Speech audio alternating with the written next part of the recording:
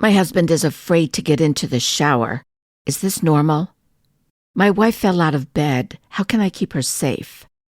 My husband won't take his meds. What should I do? I can't afford a wheelchair. Can you help me? I'm angry. I don't know how much longer I can do this. Those are just some of the questions and frustrations I heard in my dementia support groups. I also heard answers and reminders that we aren't on this journey alone. How a good support group can help you. That's what this episode, number 15, is all about. You're listening to My Spouse Has Dementia, a podcast that uses personal stories, occasional interviews, and simple rituals to support dementia caregiving spouses. My goal is to help us survive, because about 40% of us die first. I'm Zita Christian, writer, life cycle celebrant, widow. My husband and I were married for 41 years when he died. In the 6 years between his diagnosis and his death, I joined several support groups for caregivers, 2 online, 1 on a social media platform, and 1 in person. My first experience with support groups was through the Alzheimer's Association website. My social worker, Amanda, suggested that I check it out. I did find it helpful to read about the experiences of other caregivers, but I didn't feel comfortable posting about my own situation. At least not then. I felt raw. About 3 years later, though, Amanda and 2 other healthcare professionals formed a support group. I knew Amanda. I trusted her, so I joined the group. At the time, we met in person in a conference room affiliated with the neurology practice where Amanda worked. At that first meeting, there were 4 caregivers, all women. I was the only one caring for a husband with Alzheimer's. The other 3 were caring for husbands with Parkinson's disease. I questioned how effective the group would be since the people we were caring for didn't all have the same disease. It turns out both Parkinson's and Alzheimer's and a host of other types of dementia have a brain disorder that affects a person's ability to remember, to move, and to communicate. Both diseases are progressive. Both are fatal. And as of right now, there is no cure for either one, and not yet anyway. Of course, there are differences, and patients are different. Still, though, when it comes to helping the caregiver navigate the journey with a spouse, well, there are plenty of similarities. And it's those similarities that make being in a support group so valuable. According to information on the Alzheimer's Association website, both Parkinson's and Alzheimer's can, I'm quoting here, cause anxiety, depression, and sleep disturbances in early stages. In later stages, both conditions may lead to delusions, hallucinations, and other psychotic symptoms. End of quote. Now, I'm not a doctor. I'm not a medical professional of any kind. I'm simply the wife of a man who died from Alzheimer's. I'm telling you about the similarities in 2 of the many kinds of dementia because when we first take on the role of caregiver, we're desperate for information. And when we find out how much information is out there, it's really easy to get overwhelmed. So here's the thing with the members of that support group. We were, each one of us, caring for a spouse who had some of the symptoms. And we were, each one of us, caring for a husband we loved. We'd see a new symptom and want to know if it indicated the progression of the disease. Or we'd see a change in behavior, and I'm not talking about a good change, and we didn't know how to handle it. In a support group, we might hear, "He won't take his medicine, what should I do? He rolled off the bed in the middle of the night, how can I keep him safe? He sees soldiers on the stairs, horses in the street, and strangers in the dining room. What's happening to him? He woke up screaming, he's scared, I'm scared. What should I do? He's constipated and the usual remedies aren't helping. What else can I do? He keeps falling down. I'm afraid he's going to get hurt. Bad. What should I do? He tried to yank the faucet out of the kitchen sink. He's never been violent. What's happening to him? He screamed at one of our old family friends and threatened to call the police. What should I do? He tried to bite me. What should I do? I can't sleep. What should I do? I'm angry. What should I do? I'm scared of what's coming. What should I do? I heard those questions because I asked those questions. Every one. Other people asked some of those questions, and they asked these questions too. What kind of walker should I get? One with a seat or without a seat? The doctor said he needs a wheelchair. I'm not strong enough to load and unload a wheelchair from the car. I don't think he can see the toilet bowl. He keeps urinating on the floor. Is there a product that will really remove the odor? We need a ramp for the wheelchair. Should I get metal or wood? Should I rent or purchase? Do any organizations offer used ramps, used wheelchairs, used walkers? He's having trouble swallowing. Can you recommend a good thickener I can put in his juice? His bowel movements are like cement. I've had to call the plumber 3 times. I don't want him to have some kind of bowel obstruction. What can I give him that will work and is safe? We need a hospital bed. Where should I put it? Does it need special sheets? Where can I get them? People also asked about grab bars, disposable undergarments, and about the best kind of shoes to get. And sure, there are plenty of books and pamphlets that will offer suggestions for all of these questions. I have my own little library, and I'm guessing you probably do too. As helpful as many of those books are, I want to hear from fellow caregivers who talk about their personal experiences. In a good support group, everyone shows up and everyone shares. We get to know each other, not every aspect of a person's life, but the things that matter now. We don't shy away from heavy topics. For instance, we talk about family dynamics. We talk about the siblings or the adult children or stepchildren who can't or won't help us. In one of my groups, a woman shared that her stepson accepted a job over 500 miles away rather than come to the house once or twice a month and just spend time with his father, just talk to him. Yes, the conversation had become challenging, and the words didn't always make sense. But the father still recognized his son, still asked when the son was coming over. We know the day is coming when the father might not recognize his son. And how's that son going to feel then? How does that father feel in the meantime? See, depending on the stage of the disease, a person with dementia can be responsive one minute and disappear into a fog the next.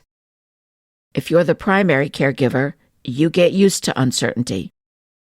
But if you're a sibling or a child, and you see your sibling or parent or grandparent only a few times a year, you can be shocked by how fast a person with dementia can decline. Amanda, my social worker, prepared me in advance for the day when my husband wouldn't recognize me. If you're a sibling or a child of a person with dementia, and the person you've come to see doesn't know who you are, well, it hurts. It might make you reluctant to return to that energy. What about the discomfort some children might have of interacting with a parent when the relationship has been abusive, or at least not healthy? What if that parent is helpless now? What if the child longed for reconciliation with the parent, and now the parent has no memory of the past or of the child? Understand here, a support group is no substitute for a good therapist. But being in a trusted support group can help you identify reasons why you might want to see a therapist. In one group, we talked about the children or stepchildren who challenge us at every turn. I'm thinking of a particular woman, vibrant, active in her community. She and her partner are not married. As his health declined and signs of dementia appeared, living alone became impossible for him. So she invited him to move into her house. They're in their late 70s, early 80s. The beauty of companionship is what binds them together. The challenge comes from his daughter. She wants her father to move out of state to be closer to her, and he doesn't want to go. Maybe the daughter is trying to accept responsibility for her father's care. Unfortunately for everyone, the daughter's approach has been confrontational. And that's no way to handle this situation. On the flip side of all these challenging family dynamics, we also find out about those family members who don't have time for a lengthy visit, but will swing by and cut the lawn, or take out the trash, or pick up a few things at the grocery store. We talk about the family members who live thousands of miles away and will hop on the computer and research caregiving resources available in our area. Sometimes those long-distance relatives will send a card of encouragement, a simple statement to say, "I see and I appreciate what you're doing." Little shout out to my sister Laurie. Sometimes those long-distance friends or relatives will make arrangements for a restaurant in your town to deliver food a few days a week so you don't have to cook. We talk about how to ask for help, about how to make a list of things people can do when they say, "If you need anything, just let me know." If. That's a joke. The list of what a family dementia caregiver needs is long and never-ending. We talk about what's involved if we have to place our loved one in a care facility. We talk about what we can do to keep our loved one at home. We talk about all those end-of-life legal documents we need to have in place. We talk about when and how to get hospice involved, about what CPR really looks like, and about the gut punch of taping the "Do Not Resuscitate" notice on the refrigerator where the EMTs are trained to look for it.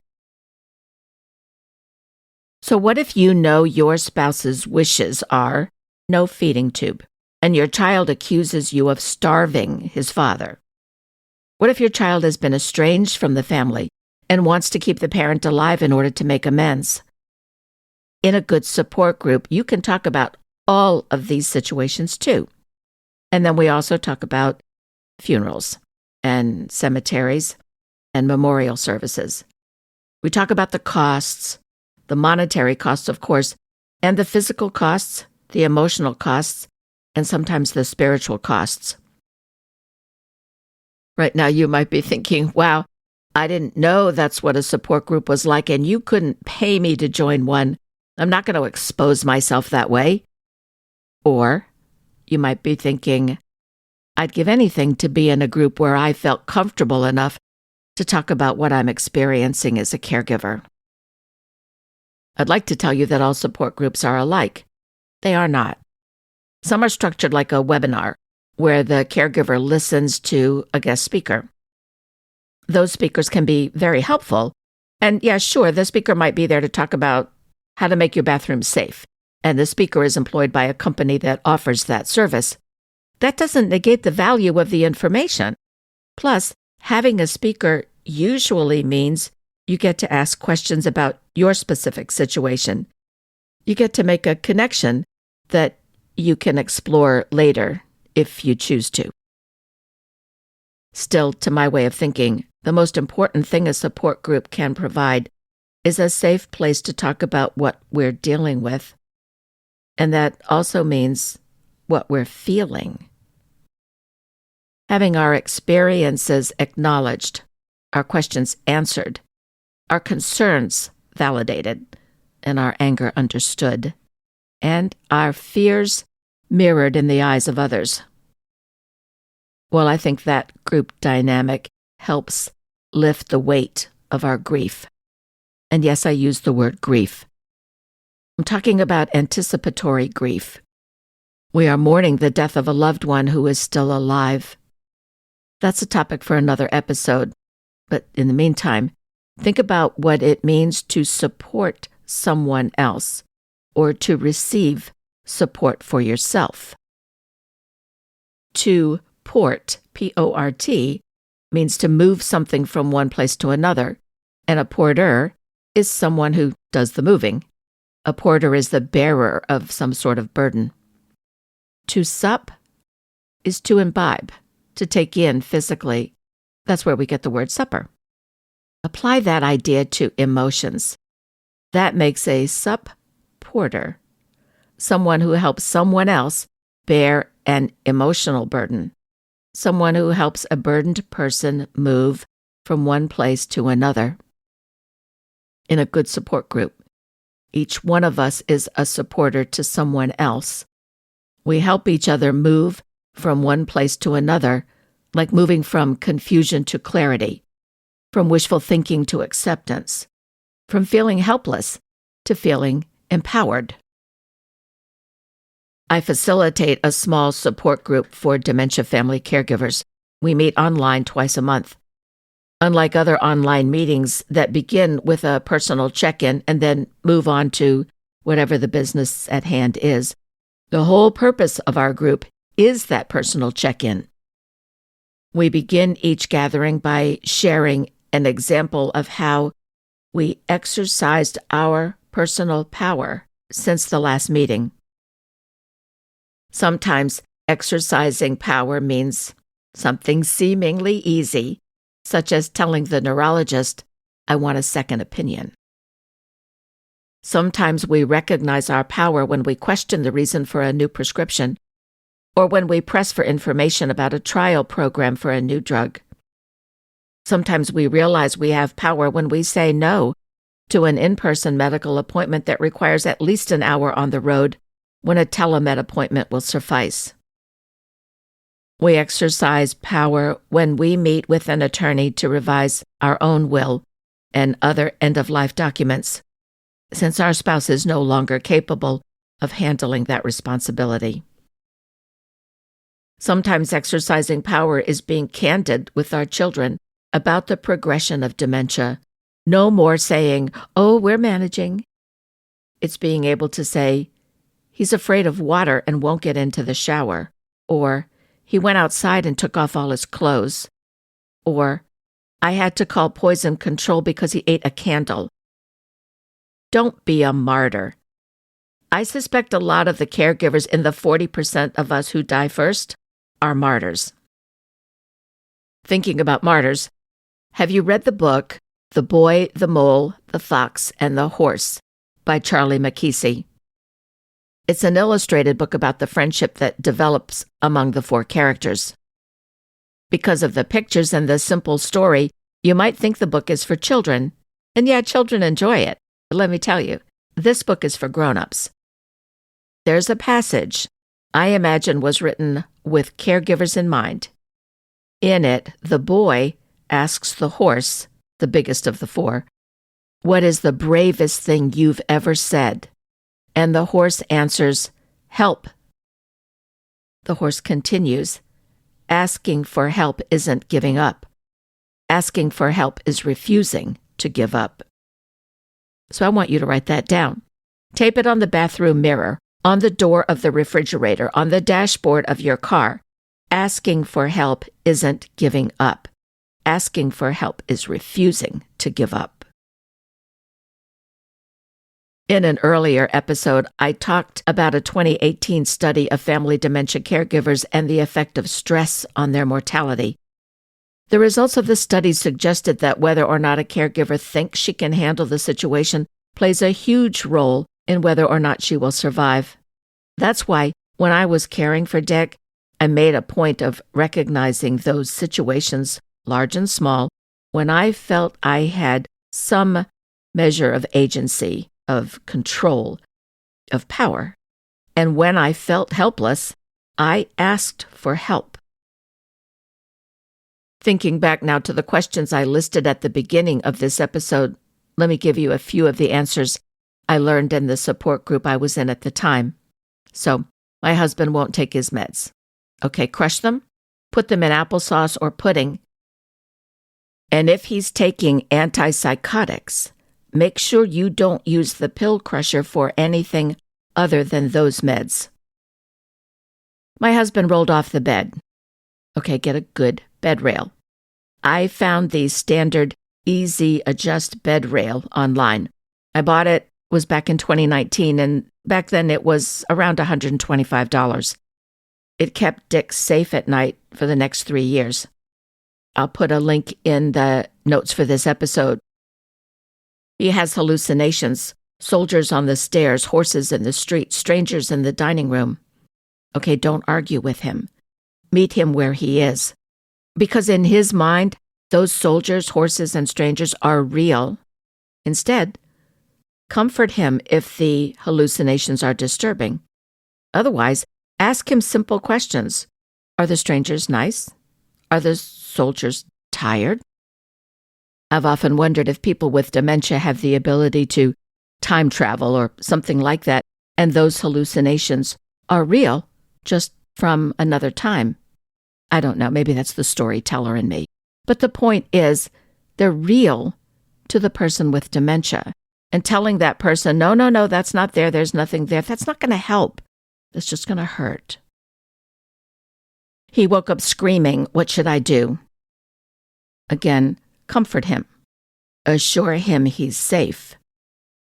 Say the same words over and over, not just that one night, but all the nights to come. I would tell Dick, "Honey, it's all right. We're safe. Our home is safe." I might hold his hand, or stroke his head, or put my arm around his shoulder. Touch is the physical expression of what's in the heart. I'm angry. I need help. Okay, leave the room. Even for just a few minutes. Step away from the emotion. Shake it off. I mean, literally, shake your shoulders, your arms, your hands. And if you don't do so already, listen to the podcast End of Life University. On it, Dr. Karen Wyatt shares real talk about life and death. On episode 405, she talks about the stress-relieving benefits of deep breathing. This is a really short episode, just over 8 minutes. The information is really valuable. So go to eolupodcast.com, and that's for End of Life University, eolupodcast.com. Search for episode 405. Listen to her other episodes too. She's worth your time.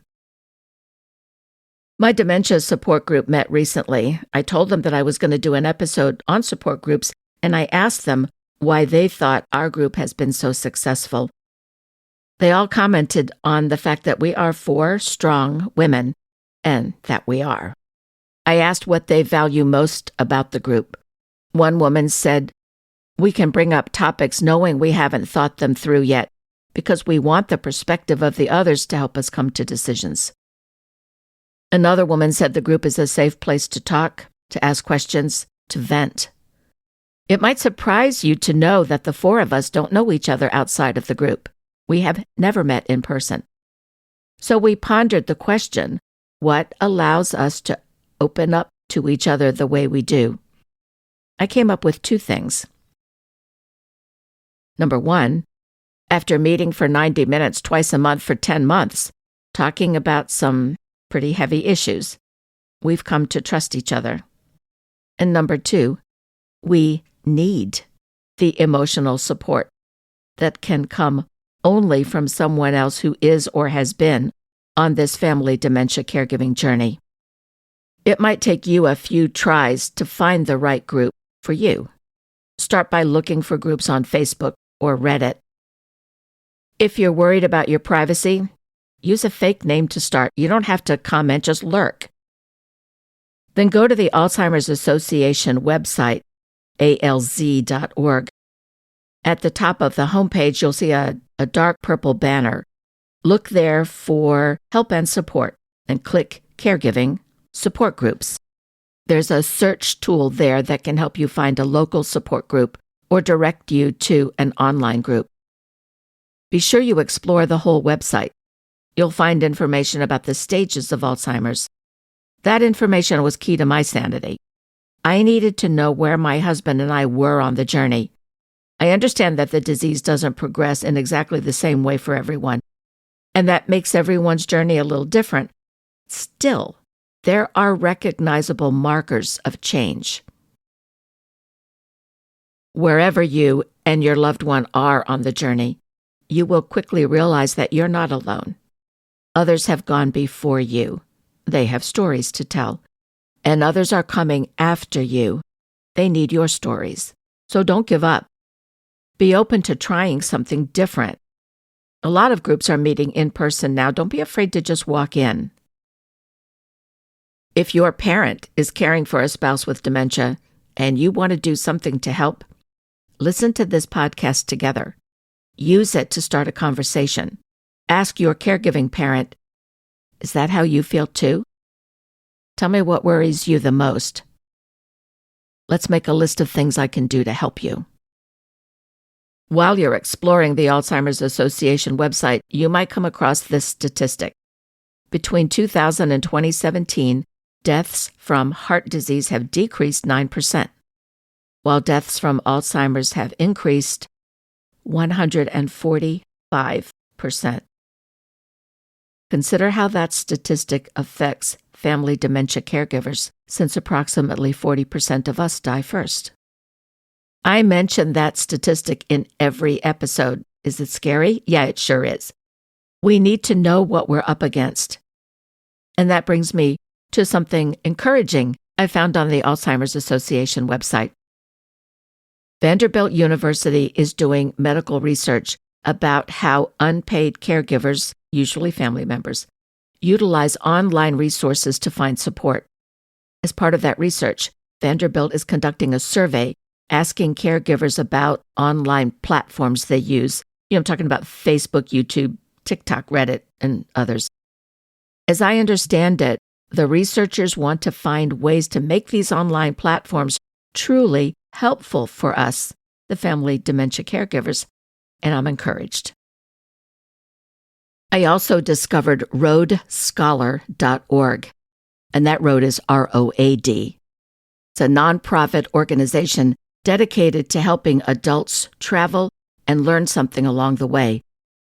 Roadscholar.org is offering caregiver grants of up to $1,500 to help unpaid adult family caregivers, at least 50 years old and living in the United States, find respite in travel through one of the trips that RoadScholar offers. You can also apply for the grant if you lost a loved one in the last 2 years and you haven't already received one of the grants. Go to roadscholar.org and search for caregiver grants. I'll put the link in the notes for this episode. As family dementia caregivers, we often struggle with our inability to do an impossible job without a mistake. So let me share one more quote from the book, The Boy, the Mole, the Fox, and the Horse. The mole says to the boy, "Being kind to yourself is one of the greatest kindnesses." So how can we be kind to ourselves? Well, take a shower when your loved one is asleep. And yes, that can make for some unusual shower times. Do it anyway. Linger under the water. Let it wash away your frustration, your fear, your regrets, your sorrow. Think about your loved one and draw a heart on the palm of your hand, and then press that hand to your heart.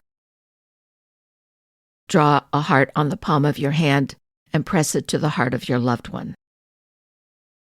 Fill a glass with your favorite beverage, non-alcoholic. Bend your head over the liquid and say, "Patience." Note, this is not an affirmation. You're not saying, "I am patient." No, you are infusing the liquid with patience, and then drink the beverage. I did that little ritual with patience almost every day for about 3 years, and it helped. If you know someone who needs to hear that little bit of wisdom, someone who might benefit from joining a support group, someone who needs to know what you're going through, please perform an act of kindness for yourself and your loved one and share this episode. Finally, if you're the one traveling this caregiving journey, when I say take good care of yourself, those words aren't fluffy. They're fierce because we need to survive. Thanks for listening.